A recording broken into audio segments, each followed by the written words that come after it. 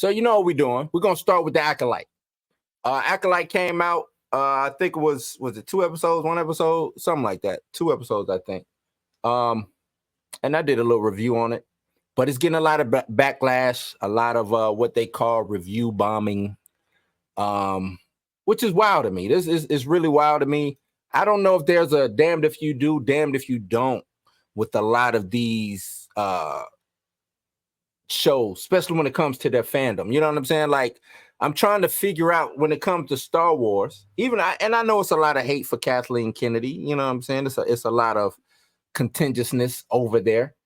And I totally 1000% understand and get that.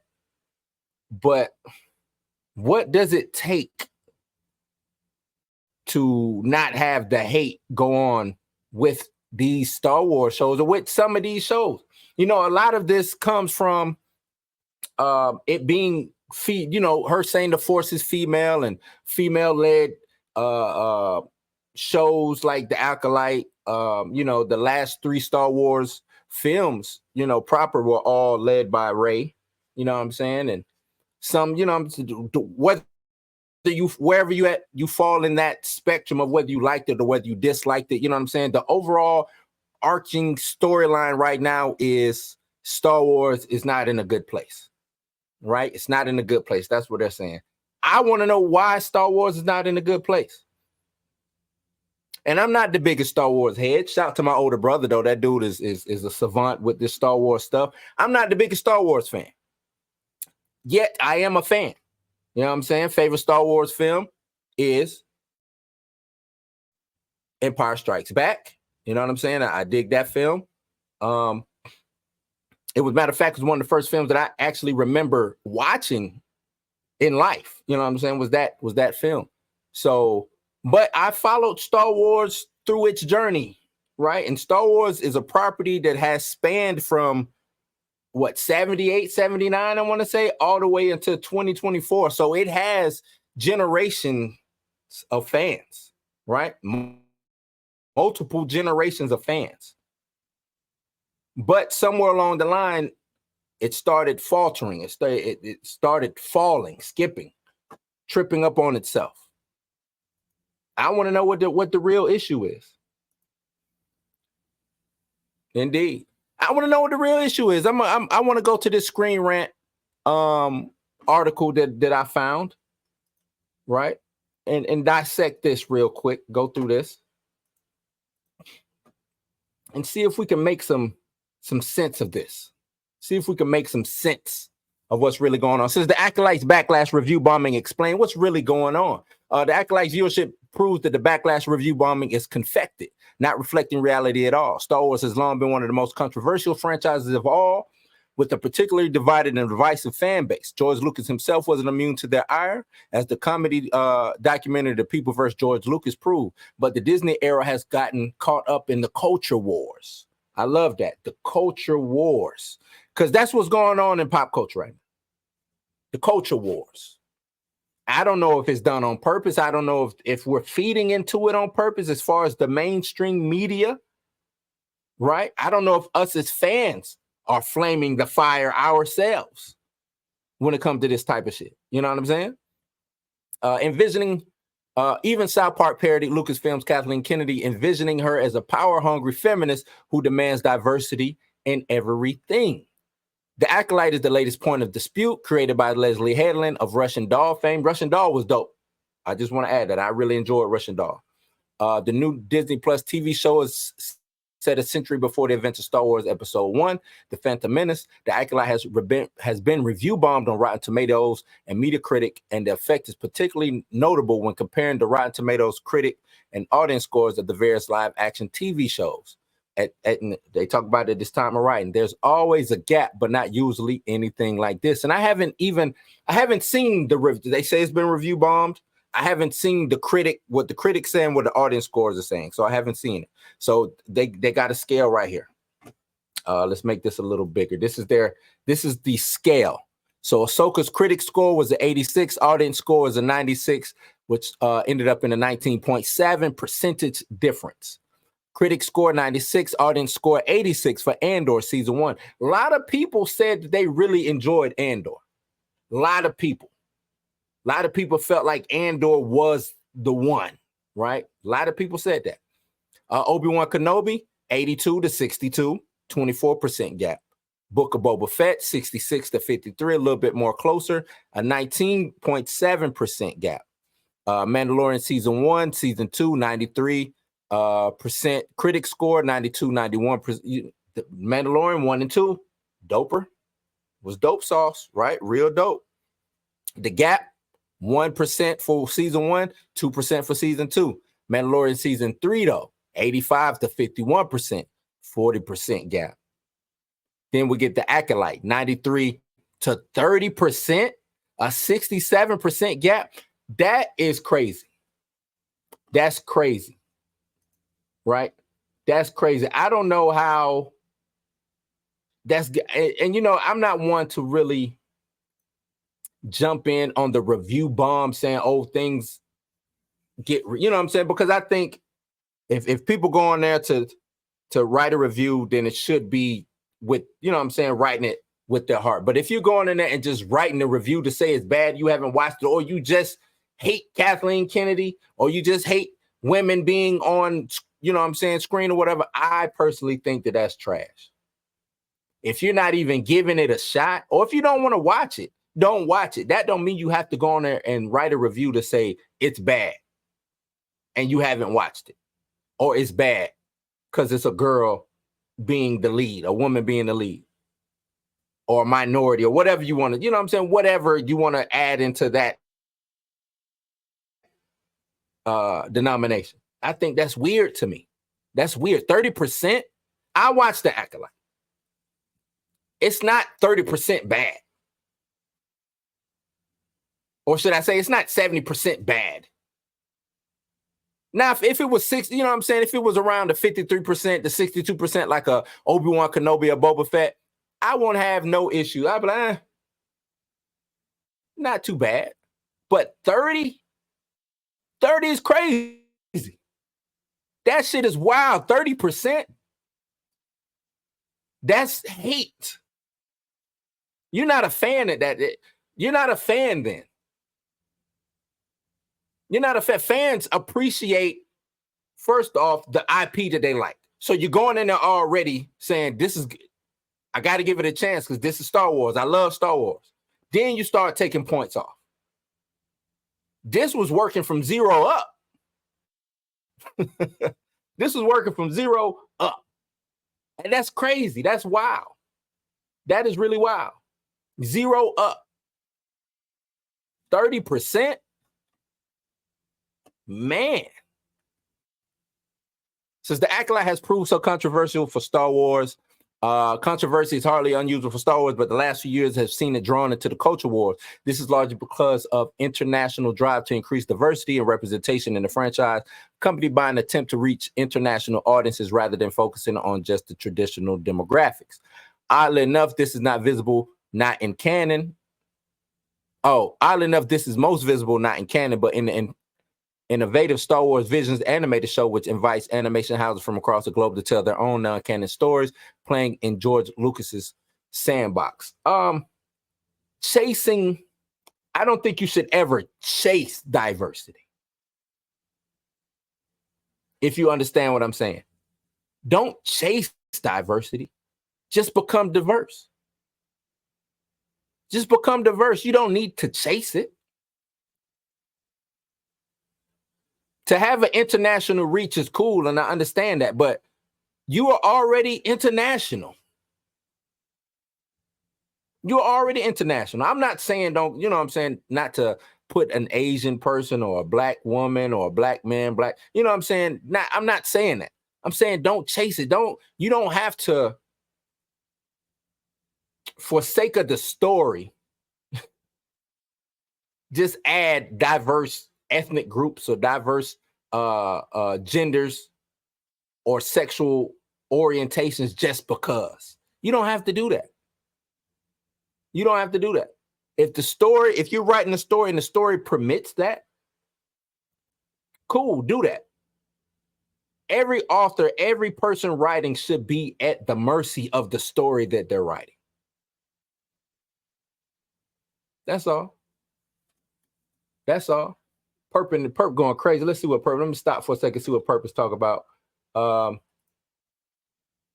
Just because the people are saying Star Wars is dead, then they're doing a great job of keeping it alive. Right. It's staying. I don't see. It's not dead to me. Another thing I don't understand is people could call everybody at Lucasfilms all these type of names, whatever, disrespectful. But as soon as the studio responds, they want to play victim. True that. Right. As soon as the studio says something, then it's y'all are blaming the fan. Now I will say this in regards to that Perk. What Kathleen Kennedy keeps coming out doing that dance. I don't like her doing that dance. I don't like her coming out blaming the fan. Like she just talked about having a hard time because it's females and things of that nature. When you took over male-oriented IP, it's driven by males. The gaze is a male gaze. The people who collect it it's all male driven. It's all male driven. I don't think that Kathleen Kennedy understands what she inherited with Star Wars. I don't think she understands her audience. And I think that's what bites her in the ass when she does these press runs. He says they ain't finished Ando, but his tone of Star Wars should be. Okay. Saw the first two apps, so it wasn't blown away. It was actually kind of disappointed it could change yet again as Disney they never land a plane. True. They don't land a plane. I think the episodes are too short. I don't think they give us enough in these episodes to really pull me in. You know what I mean? I don't think they give me enough in these episodes to really lure me in the way that they should. And they should be luring me in. They should be, you know what I'm saying? Every episode should be, because as short as these is, they should have just made The Acolyte like a movie. It's too short. Vision was the most creative Star Wars has been in years. True that. And I can agree with that on KK. Yeah, she got to chill. She got to chill. And from what I understand, she is on her way out. But she's got to chill, man. She's really got to chill. Says most Star Wars backlashes are really about ownership at heart. They're an attempt by a portion of the fan base to claim ownership of the franchise, insisting they should conform to the expectations or to the pattern of their childhood. Given that's the case, it's no surprise the focus on diversity and representation, accompanied by a broadening of the target audience, has proved controversial. The Acolyte is a case in point. I don't think those are like when you have a fan base that says, oh, you have to stay like what I remember it back in 88. I think that's, you know what I'm saying? That's kind of like, old man, get off my lawn type situation. I don't agree with that. Now, I do think you need to stay with the spirit of the franchise. Stay with the spirit of the franchise, and I don't think you can go wrong. Just stay with the spirit of it. You know what I mean? You don't have to. I think the bad thing is you're coming out, you're doing these press runs and these press junkets, and you're saying we're purposely doing this because of diversity. We're purposely hiring a black actor because of diversity. Oh, y'all just don't like diversity. Nah, we love diversity. But when you come out and say, hey, we're doing this because of diversity and it's trash, now you got beef. Now you got smoke. Or now it's going to be smoke, I should say. Because if you're putting all your eggs in the diversity basket, cool, because I'm all about diversity. I want to see diverse things in whatever I'm watching. It should represent the diverse world that we live in, right? But it's when you take and you pour so much and it doesn't look like the world we live in. And the story is trash. And you really don't, and it shows me that you really don't care about diversity. You're just doing it because it's the hot thing of the moment. Right? When you're just doing diversity because it's the hot thing of the moment, that's what hurts your brand. You see, every year, Black History Month show up in all these companies. They do the whole shucking and jiving for Black History. When Juneteenth show up, they shuck and jive for Juneteenth. But then throughout the rest of the year, they don't care one bit. That's what it seems like when you're just doing it for diversity. It's telling that the Acolyte cast is much more diverse than the typical Star Wars TV show, and that hasn't been received well by some portions of the fan base. There are literally YouTube videos in which individuals watched every second of the trailer, counting for white characters, an approach that hardly sounds like it made in good faith. Matters are made worse by the culture wars. The fact showrunner Leslie Headland is a gay woman, in a comment she made about this being the gayest Star. See, when you do stuff like that, you don't go out saying this is the gayest Star Wars show ever. Why? If you know a large portion of your fan base might not be into that lifestyle, and then you come out and say, hey, this is the gayest Star Wars ever, and then you get backlash for it, you can only blame yourself. Like, you're the only one to blame. Hey, this is the gayest Star Wars show ever. Well, what's your demographic? That's what I would ask. Leslie Headland, Kathleen Kennedy, Bob Iger.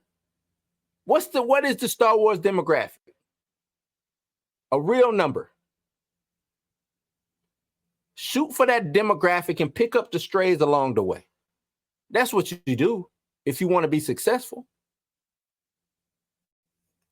They say the Acolyte is the biggest Disney Plus launch of 2024, which really ain't that hard because Disney Plus, in my eyes, is really losing the battle.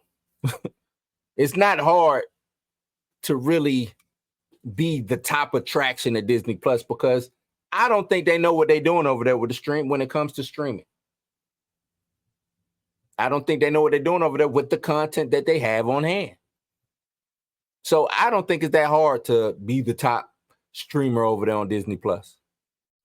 Since Disney reports that Acolyte's viewership is very pleasing indeed, the Disney Plus TV show occurred an impressive 4.8 million viewers the first day of availability, making it the streaming service's biggest 2024 series debut. Exact comparisons are difficult, and that's a deliberate choice on Disney's part. The House of Mouse tends to release different figures for each show, making it harder to compare. But X-Men 97's premiere is known to have taken 5 days to break the 4 million barrier in spite of the positive buzz, given a comparison. And see, that's what's crazy. I don't know. Can we believe these numbers? It's coming from Disney.